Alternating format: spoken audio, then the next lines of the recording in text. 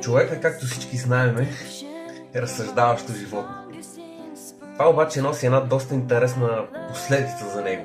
То е, че може да разсъждава, освен за всичко останало, и за себе си самия. С други думи, може да мисли за своите мисли, за своите емоции, за своите поведения, за начините, по които той интерактира със света и света интерактира с него, как се отразява на другите хора, как те му се отразяват на него и така нататък. Това е важно последната причина. На практика, може би, няма доказателства, но може би човека е единственото живо същество на тази планета, който може да осъзнае сам своите потребности и какво е необходимо, за да си ги удовлетвори. И сега, разбирайки този феномен, това води въпроса как точно го прави.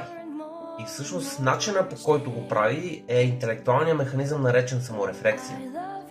Саморефлексията е способността на човека да насочва вниманието си към себе си, към вече изброените неща, които го касаят.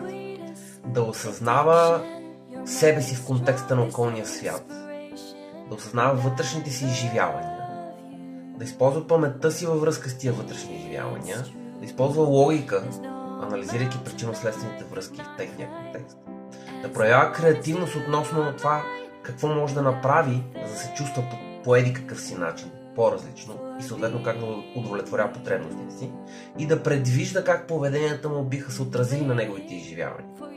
С други думи, да използва интелектуалните си механизми с цел да подобри способността си да удовлетворява потребностите си.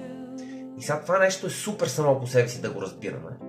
Обаче едно такова разбиране има смисъл само в контекста на приложимостта му. И приложимостта му особено значима в няколко сфери. Първото от които е връзките. А ако човек не саморефлектира достатъчно, той няма идея как дадена връзка му се отразява на потребностите. Първо, и второ, как той се отразява на потребностите на своя партньор. По подобен начин саморефлексията има значение и за родителството. Ако един родител не саморефлектира, той не знае де-факто как неговата личност, неговата човешка природа се отразява на детето.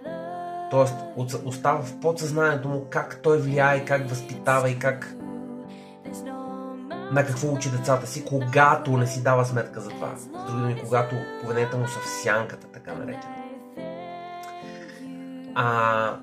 Ако разгледаме работата, работната среда и бизнеса, по същия начин можем да се досетим, че когато става дума за взаимоотношения с колегите, саморефлексията е много важна, защото често ние не си даваме сметка как им се отразяваме, а също е добре да си даваме сметка как те ни се отразяват. И ако човек не саморефлектира, тия неща може да останат незабелязани доста дълго време и да имат последици за живота.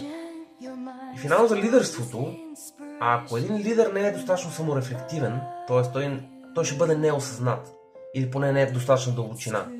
А понеже, както неведнъж сме си говорили, лидерството е социален емоционален труд, а ако човек е неосъзнат, тия емоции, които той изживява, ще отразяват на хората под него по определени начини, които той е добре да управлява, ако иска да бъде адекватен лидер.